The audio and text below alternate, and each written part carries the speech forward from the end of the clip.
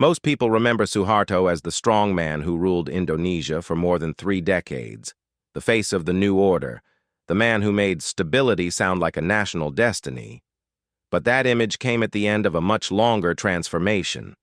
Long before the uniforms, the state ceremonies, and the language of order, Suharto was a Javanese boy born in 1921 in Kemusu, Argamulja, far from the great capitals of colonial power, in a world shaped by hierarchy, uncertainty, and the need to endure quietly.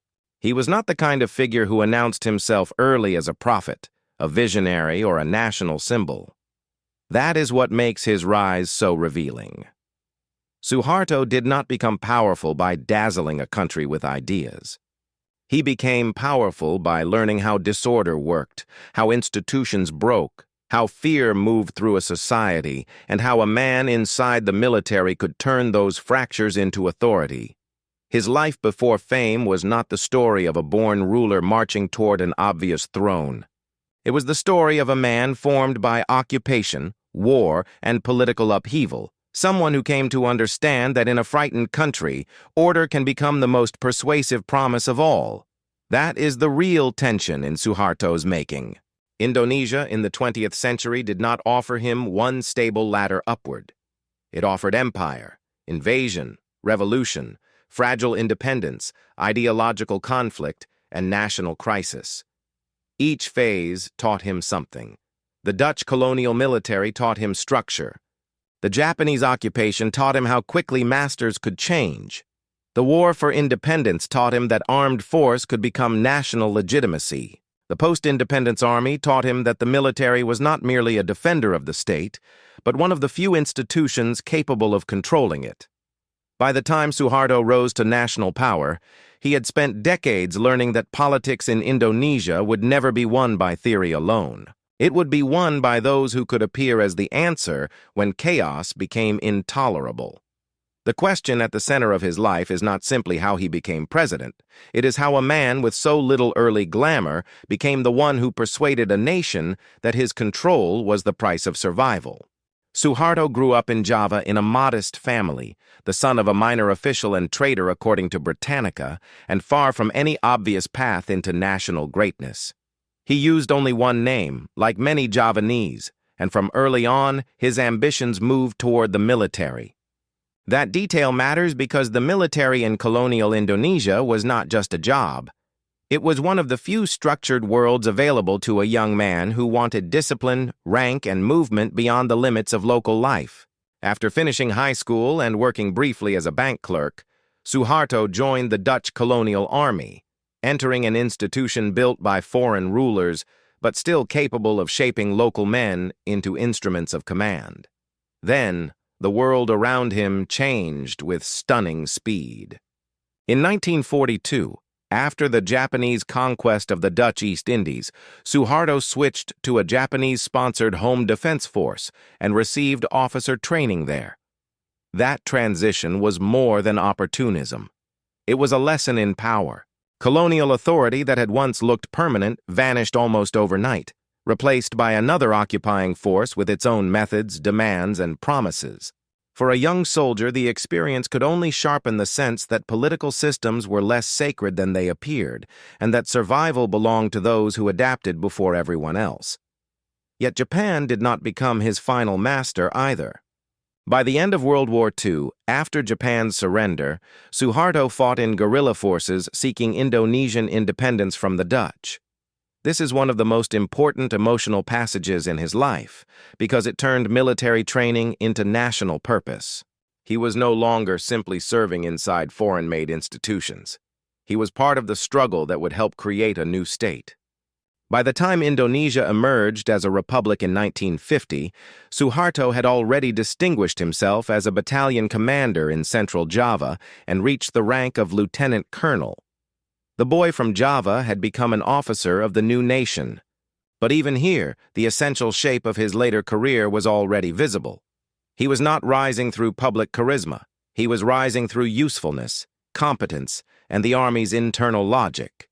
He was learning how to move upward inside disciplined structures while the country around him remained unstable. Before Suharto became the man who promised Indonesia order, he was a soldier being educated by three different regimes in quick succession: Dutch, Japanese, and Indonesian. Each one taught him a version of control. The final version would one day be his own. After independence, Suharto's real education in power began. Over the next 15 years, he rose steadily through the ranks of the Indonesian army, becoming a colonel in 1957, a brigadier general in 1960, and a major general in 1962. In 1963, he was appointed to lead the Army's Strategic Command, a Jakarta-based force designed to respond to national emergencies. That appointment mattered because it moved him close to the center of the republic at exactly the moment Indonesia was growing more unstable. President Sukarno was pursuing a highly volatile political balancing act, cultivating ties with the Indonesian Communist Party, known as the PKI, while also relying on the military and positioning himself as the central symbol of anti-imperial nationalism. The arrangement could hold only as long as all its parts remained in uneasy balance. Suharto's rise through the army placed him inside the institution most likely to shape what happened if that balance broke.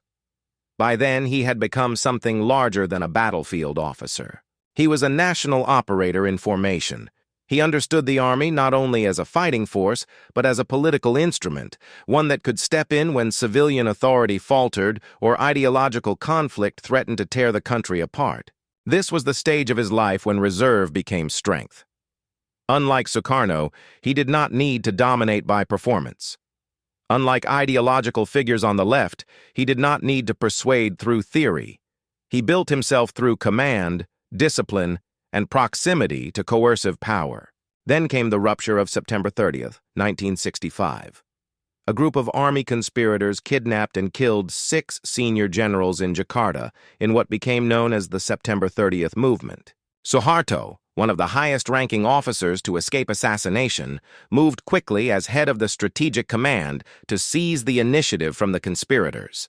Britannica notes that the PKI said the affair was an internal military conflict, while the army leadership insisted it was part of a communist plot. What followed was not merely a transfer of control inside the army, it was one of the most violent upheavals in modern Indonesian history. In the months after the failed coup attempt, the military and its allies slaughtered communists and alleged communists across Java and Bali, with estimates ranging from 80,000 to more than 1,000 killed, according to Britannica. This is the turning point in Suharto's making because it fused fear, force, and national crisis into one opening. He did not invent the country's tensions, but he emerged as the man best positioned to define their meaning.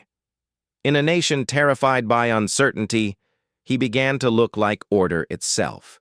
The years 1966 to 1968 were the hinge on which Suharto's life turned from military ascent into state rule. In March 1966, amid student protests and mounting pressure on Sukarno, the army forced the president to delegate extensive powers to Suharto. With that authority, Suharto banned the PKI and moved gradually but decisively to become the effective head of government. In March 1967, he was appointed acting president, and in March 1968, he was elected president in his own right. The path matters because Suharto did not storm the palace in one theatrical coup. He moved through delegations, decrees, and institutional pressure, taking power in stages while presenting himself not as a destroyer of the state, but as the one man capable of rescuing it. That was the genius of his rise.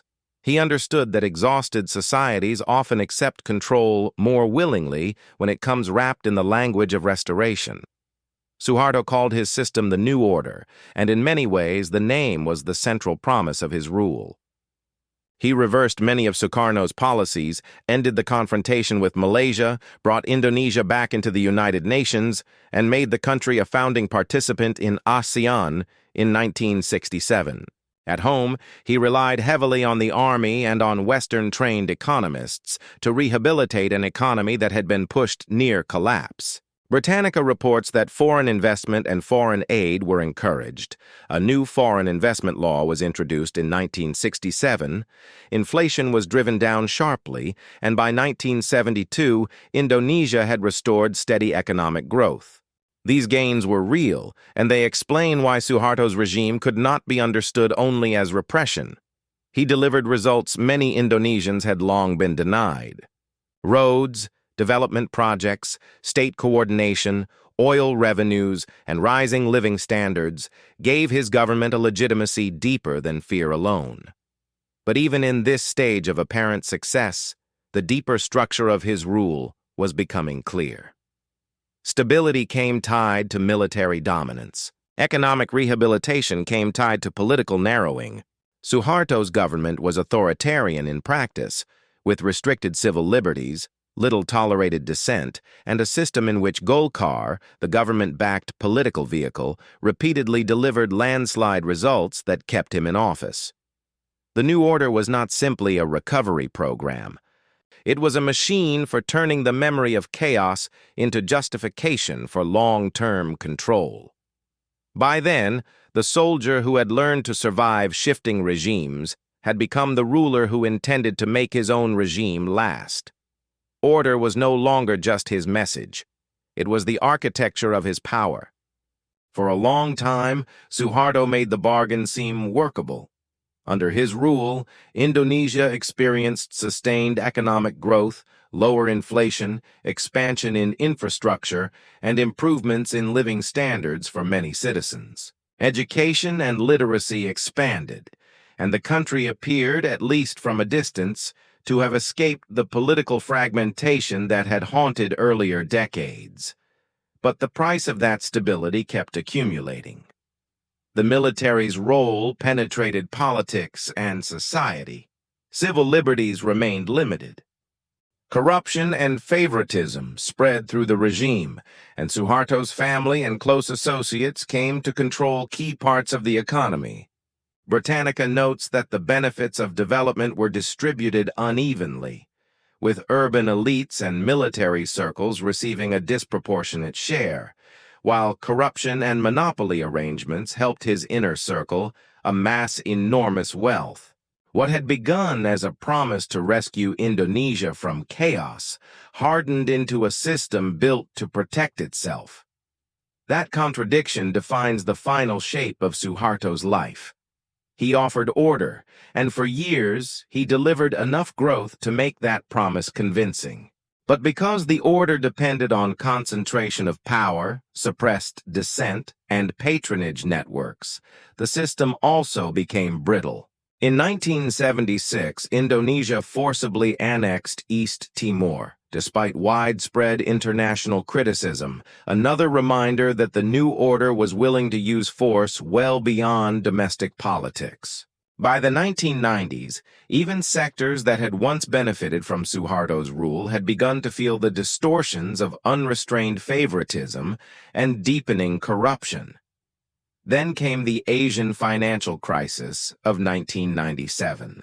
The rupiah collapsed, recession hit, inflation surged, and the economic pain exposed weaknesses that long growth had hidden. Britannica reports that living standards for the poor fell sharply, anti-government demonstrations turned into riots in Jakarta and other cities, and by May 1998, Suharto had lost the support of the military. On May 21, 1998, he was forced to resign. It was a stunning end for a man who had ruled Indonesia without real opposition for more than 30 years.